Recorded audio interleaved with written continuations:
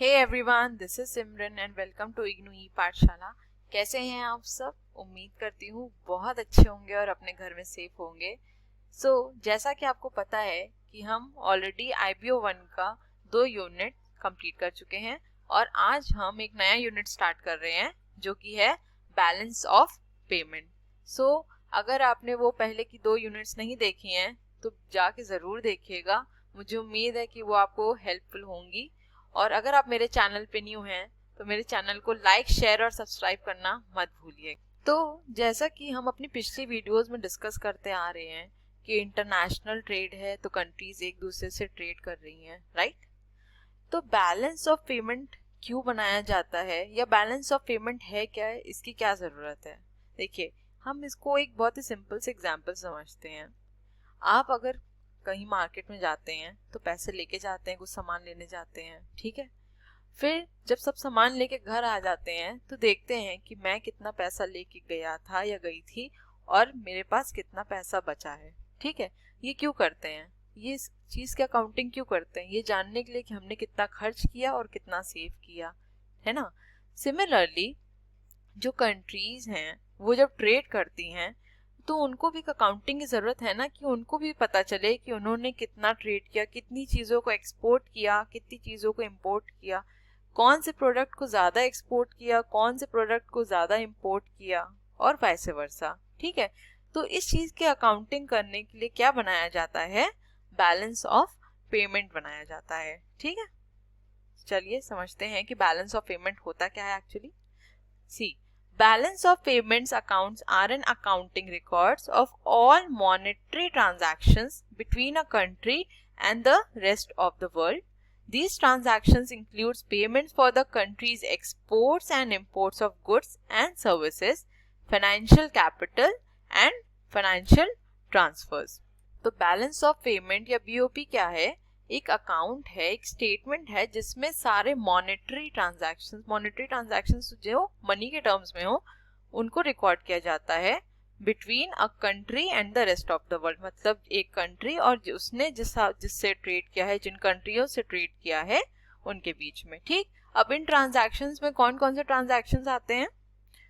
C, exports and imports of goods and services. Export और import किसका? Goods और services दोनों का ही, ठीक। फाइनेंशियल कैपिटल और फाइनेंशियल ट्रांसफर्स। हमने कोई फाइनेंशियल कैपिटल एक्सपोर्ट किया, इंपोर्ट की, या कोई ट्रांसफर को एक्सपोर्ट या इंपोर्ट किया है, उसकी अकाउंटिंग इसमें करते हैं बैलेंस ऑफ पेमेंट्स में, ठीक।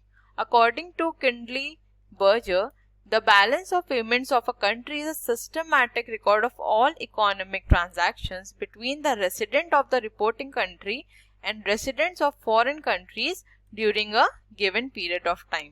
और ये जो स्टेटमेंट बनाया जाता है बेसिकली एनुअली बनाया जाता है, 1 ईयर के लिए बनाया जाता है।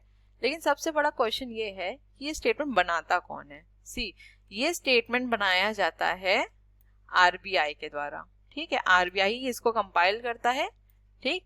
और RBI के अंडर में ही BOP बनाया जाता है, बैलेंस ऑफ पेमेंट बनाया जाता है, ठीक है।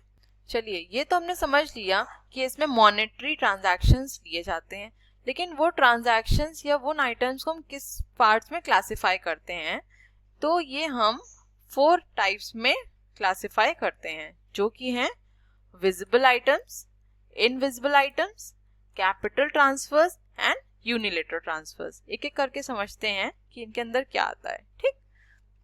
फर्स्ट है विजिबल आइटम्स। अब विजिबल से ही समझ में आ रहा है, विजिबल मतलब जो चीज हम देख सकते हैं, फिजिकल प्रेजेंस है जिसकी, ठीक है। तो विजिबल आइटम्स कौन से हो गए? गुड्स, जैसे कि प्लांट्स है, मशीनरी, फर्नीचर, ये सब क्या है?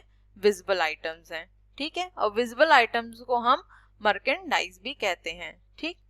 नेक्स्ट है इनविजिबल आइटम्स। अब इनविजिबल आइटम्स कौन से हुए? वो आइटम्स जो कि हमको विजिबल नहीं है, जिन्हें हम सिर्फ फील कर सकते हैं, ठीक। और वो कौन से आइटम्स होती हैं? सर्विसेज होती हैं। अब जैसे ट्रांसपोर्ट सर्विस हो गई, मेडिकल सर्विस हो गई, इंश्योरेंस क्लेम्स हो गए, ये सब क्या हो गई? हमारी इनविजिबल आइटम्स हो गए, ठीक है। नेक्स्ट है हमारा कैपिटल ट्रांसफर्स। अब कैपिटल ट्रांसफर्स क्या है? Which are concern with the capital receipts and capital payments. अब कैपिटल ट्रांसफर्स क्या होते हैं? जो कि बहुत हैवी मशीनरीज के ट्रांसफर्स हो गए, ठीक। उनसे रिलेटेड कोई रिसिट या पेमेंट है वो हम किस में रिकॉर्ड करते हैं? कैपिटल ट्रांसफर्स में। नेक्स्ट है हमारा यूनिलेटरल ट्रांसफर। अब यूनिलेटरल ट्रांसफर क्या मतलब होता है, देखिए वर्ड से समझते हैं। यूनि मीन्स वन, ठीक। तो ऐसा कोई ट्रांजैक्शन जो वन वे हो उसे हम क्या कहेंगे, यूनिलेटरल ट्रांसफर्स। जैसे फॉर एग्जांपल अगर आपको कोई रिलेटिव फॉरेन कंट्री में रह रहा है, ठीक है, और वो आपको आपके बर्थडे पे गिफ्ट भेजता है, तो आप ऐसा तो है नहीं कि उस दिन उसको रिटर्न गिफ्ट भी भेज देंगे, है ना, ऐसा नहीं है ना। तो वो क्या हुआ, वन वे ट्रांसफर है। क्यों, क्योंकि उन्होंने आपको कुछ भेजा लेकिन आपने बदले में कुछ नहीं भेजा है। तो ये क्या कहलाते हैं, वन वे ट्रांसफर, और इनकी भी क्या होती है, अकाउंटिंग होती है, ठीक है। तो ये वन वे ट्रांसफर किसका हो सकता है, मनी का हो सकता है, गुड्स का या सर्विसेज का, from one country to another country, ठीक है। सो बेसिकली बीओपी क्या है, बीओपी एक अकाउंट है, एक स्टेटमेंट है जिसमें हम सारे ट्रांजैक्शंस रिकॉर्ड करते हैं जो कि एक कंट्री से दूसरे कंट्री के बीच जो ट्रेड हुआ है उस दौरान, और इनको हम 4 टाइप्स में क्लासिफाई करते हैं, जो कि है visible items, invisible items, capital transverse और यूनिलेटरल ट्रांसफर्स, ठीक है। लेकिन एक चीज मैं बता दूं, जरूरी नहीं है कि जो गवर्नमेंट के ट्रांजैक्शंस हैं या गवर्नमेंट से रिलेटेड जो ट्रांजैक्शंस हैं उन्हीं की ही रिकॉर्डिंग हो, ठीक है, उन्हीं की ही अकाउंटिंग हो, ऐसा नहीं है। प्राइवेट ट्रांजैक्शंस की भी अकाउंटिंग होती है। अब कैसे, ये देखिए, अब जैसे मैंने आपको बताया यूनिलेटरल ट्रांसफर, आपको किसी आपके रिलेटिव ने गिफ्ट भेजा है ना, तो ये कोई गवर्नमेंट ट्रांजैक्शन तो है नहीं, ये आपको क्या है, एक प्राइवेट ट्रांजैक्शन है, लेकिन इसकी भी अकाउंटिंग होती है, ठीक है। तो एक चीज हमेशा क्लियर रखिएगा कि बैलेंस ऑफ पेमेंट में सिर्फ गवर्नमेंट ट्रांजैक्शंस ही नहीं, प्राइवेट ट्रांजैक्शंस की भी अकाउंटिंग की जाती है, ठीक है। आई होप ये क्लियर हो गया होगा आपको। Now next is features of BOP, ठीक। It is a systematic record of economic transactions between one country and the rest of the world, जैसा कि हमने अभी डिस्कस किया, ठीक। It includes all transactions visible and well as invisible, मतलब goods and services दोनों ही का ट्रांजैक्शन को रिकॉर्ड करते हैं, ठीक है। It relates to a period of time. Generally, it is an annual statement. बताया मैंने, जैसे 1 year statement होता है ये, ठीक है। Now, it adopts a double entry bookkeeping system. अब देखिए, जैसे कि अकाउंट्स में आपने पढ़ा है डबल एंट्री होती है अकाउंट्स में, सिमिलरली बीओपी में भी वैसे ही एंट्रीज होती हैं, ठीक। अब हम अकाउंट्स में क्रेडिट में क्या चीज रिकॉर्ड करते थे, जो चीज रिसिप्ट होती थी, जो चीज हमारे पास आती थी, और डेबिट में क्या चीज रिकॉर्ड करते थे, जो चीज हमारे पास से जाती थी या जिस चीज का हम पेमेंट करते थे। सिमिलरली बीओपी में भी हम वही करते हैं। देखिए, it has 2 sides, credit side and debit side. Receipts are recorded on credit side and payments on debit side. तो आप अकाउंट से काफी ज्यादा इसको रिलेट कर सकते हैं कि ये भी स्टेटमेंट अकाउंट के बेसिस पे ही बनता है, और डबल एंट्री है, इसका मतलब क्या है कि डेबिट इक्वल्स टू क्रेडिट होगा तो इसकी वैल्यू हमेशा इक्वल टू 0 होनी चाहिए। बट क्या ऐसा हो पाता है, नहीं। थियोरेटिकली 0 होनी चाहिए, बट प्रैक्टिकली पॉसिबल नहीं हो पाता है। क्यों, क्योंकि अगर कोई एक भी ट्रांजैक्शन रुक गया या रह गया अकाउंट करने के लिए, उसमें चढ़ाने के लिए, एंट्री करने के लिए, तो कहीं ना कहीं वो एक्चुअल वैल्यू रिफ्लेक्ट नहीं करेगा ना। जैसे कि आप अकाउंट्स में भी अपने करते थे, अगर आपकी एक भी एंट्री छूट जाती थी तो क्या आपकी बैलेंस शीट मैच करती थी, नहीं करती थी। लेकिन जब करती थी तो बड़ी खुशी होती थी कि चलो फाइनली मेरी बैलेंस शीट एक बार मैच कर गई, है ना।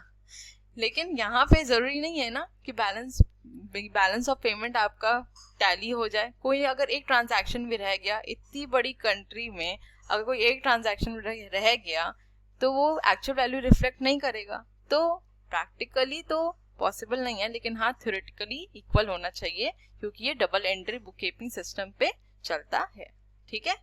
नाउ नेक्स्ट समझते हैं difference between BOT and BOP. Ma'am हमने भी बीओपी की तो बात करी, that is balance of payment, but what is BOT? See, BOT क्या है, बैलेंस ऑफ ट्रेड। अब बैलेंस ऑफ पेमेंट और बैलेंस ऑफ ट्रेड में क्या डिफरेंस है, इसको समझना बहुत जरूरी है, ठीक है। मैं आपको एक ब्रीफ दे देती हूँ कि क्या है, फिर हम अंदर डिस्कस करते हैं इसमें जो लिखा है। देखिए, बैलेंस ऑफ ट्रेड में हम किसकी अकाउंटिंग करते हैं, सिर्फ विजिबल आइटम्स, और विजिबल आइटम्स कौन से होते हैं, गुड्स। लेकिन बैलेंस ऑफ पेमेंट में जैसा कि अभी हम डिस्कस कर रहे थे, अकाउंटिंग हम किसकी करते हैं, both visible and invisible items, मतलब गुड्स एंड सर्विसेज दोनों की ही। तो ये इसका बेसिक डिफरेंस है, जो मेन डिफरेंस है वो यही है। ठीक है, आइए इसमें समझते हैं। Balance of trade is a statement that captures the countries exports and imports of goods with the remaining world. ठीक है, तो यहाँ पे सिर्फ एक्सपोर्ट और इंपोर्ट की बात किसकी कही गई है? गुड्स की। अब बैलेंस ऑफ पेमेंट में, तो balance of payment is a statement that keeps track of all economic transactions done by the country with in the remaining world. अब इसमें क्या बात करी गई है? ऑल इकोनॉमिक ट्रांजैक्शन, मतलब वो सारे ट्रांजैक्शंस जो कि मॉनेटरी टर्म्स में हैं उनकी रिकॉर्डिंग। लेकिन बैलेंस ऑफ ट्रेड में हम किस चीज की रिकॉर्डिंग करेंगे? जो एक्सपोर्ट और इंपोर्ट्स ऑफ गुड्स की ही, सर्विसेज की नहीं। ठीक है, तो transactions related to goods only और transactions related to both goods and services are recorded. ठीक है, नाउ कैपिटल ट्रांसफर्स में क्या है? Are not included in the balance of trade. ये क्यों नहीं इंक्लूडेड होता मैं आपको भी आगे बताती हूँ। ठीक है, और बैलेंस ऑफ पेमेंट में कैपिटल ट्रांसफर्स आएगा।